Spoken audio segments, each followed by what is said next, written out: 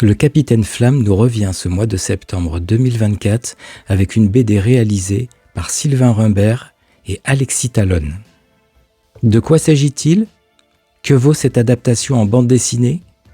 On voit ça ensemble.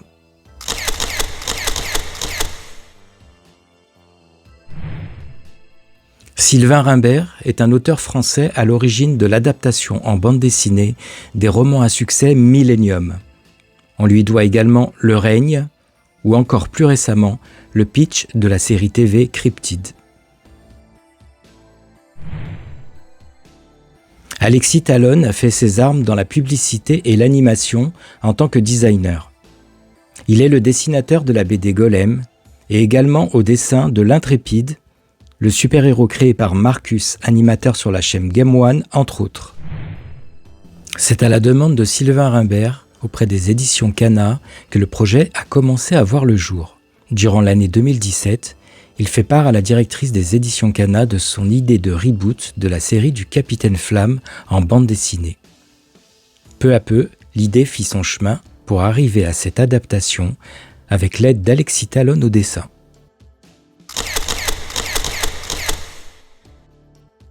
Le Capitaine Flamme est une série animée créée à la fin des années 70 et diffusée au début des années 80 en France.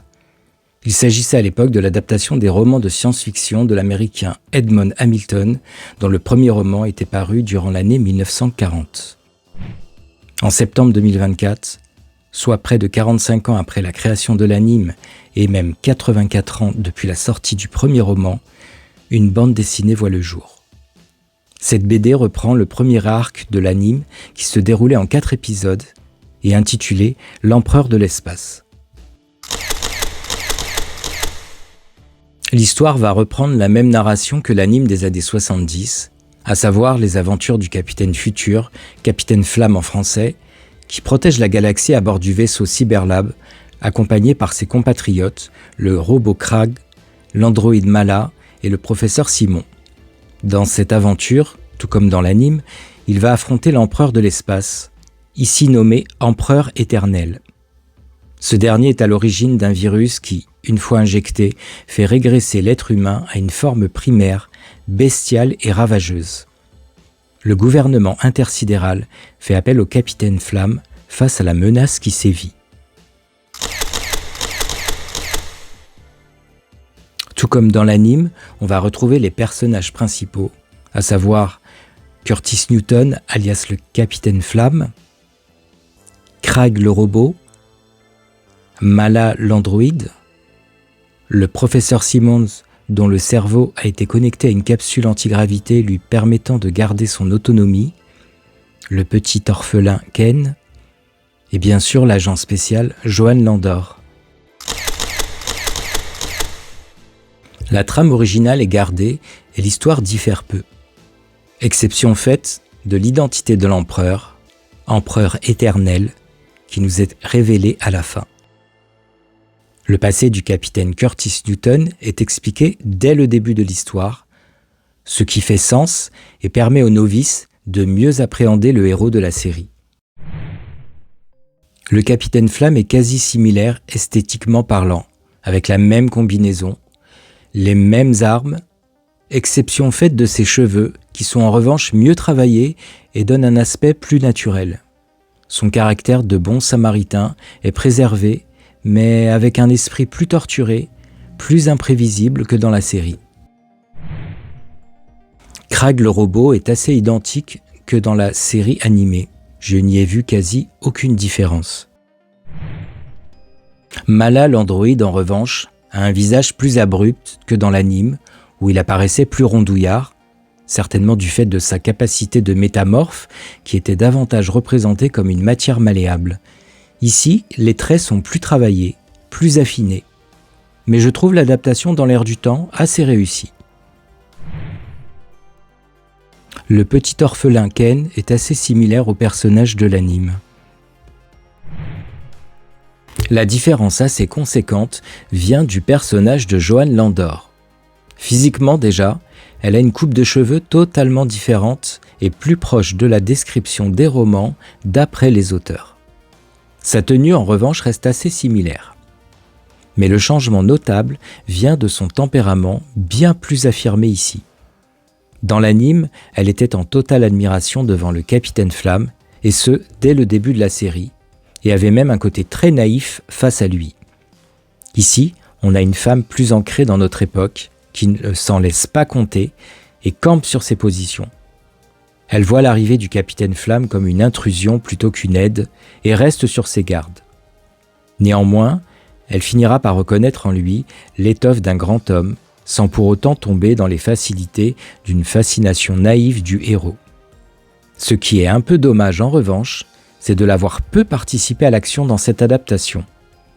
Dans l'anime, elle se battait plus. Là, malgré son tempérament plus affirmé, elle n'a guère l'occasion de briller par sa capacité à se défendre. Concernant les animaux de compagnie de Crag et Mala, Limaï et Frégolo, s'ils sont bien présents dans cette BD, l'histoire les introduit pour nous narrer leur première rencontre avec l'équipage du Capitaine Flamme, et en particulier Mala. La réussite vient déjà des dessins. Le travail d'Alexis Talon est très convaincant. Les planches sont superbes et les vaisseaux, notamment le Cyberlab, sont vraiment une réussite. La coloriste Anne-Lise a ajouté également sa patte, donnant une esthétique vintage à cette BD.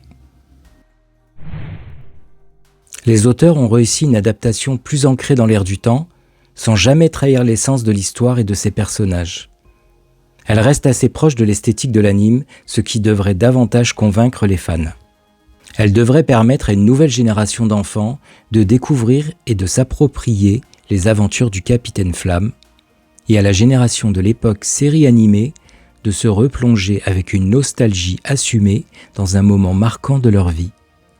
Personnellement, je pense que je n'aurais pas aimé voir un reboot de la série animée trop différent, comme ce fut le cas récemment avec Goldorak, et cette idée de transposer l'œuvre de son auteur Edmond Hamilton sous forme de BD est merveilleuse. Il y a une série de romans à l'origine, puis il y a eu une série animée. Aujourd'hui, la BD continue l'histoire, ou du moins la fait perdurer.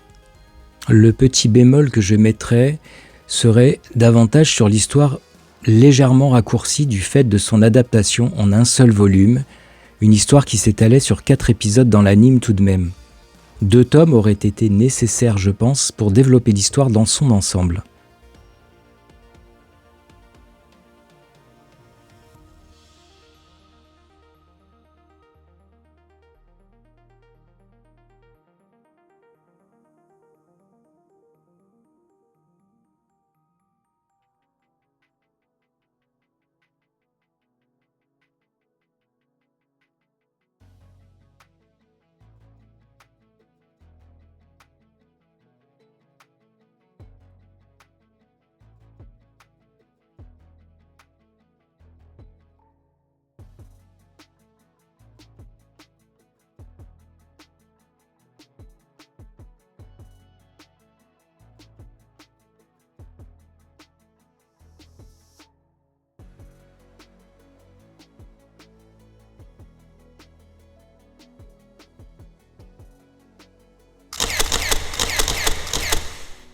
Sachez qu'il existe un exemplaire collector tiré à 8000 exemplaires et déjà difficile à trouver à son prix d'origine de 33 €.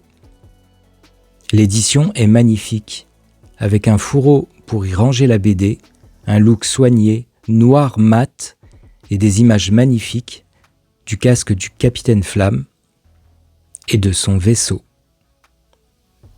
La BD, elle, contient 16 pages supplémentaires avec des croquis, des interviews des auteurs ou encore l'origine de la création de cette édition. L'éditeur Kana a par ailleurs fait savoir qu'il ne s'interdisait pas sa réédition en cas de succès et de souhait des fans, donc patience si elle vous intéresse et que vous ne la trouvez pas. Ne cédez pas à ceux qui la vendent déjà plus de 100 € sur le net.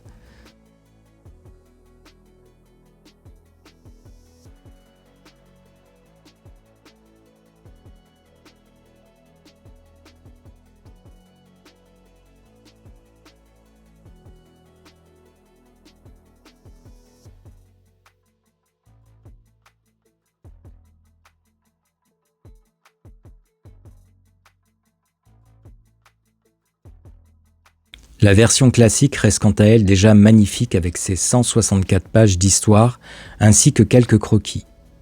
La reliure illustrée est d'aspect brillant. Vous la trouverez à 24,90 €, un prix plus abordable. Les 2 exemplaires sont en édition cartonnée rigide, format 22-30 cm environ.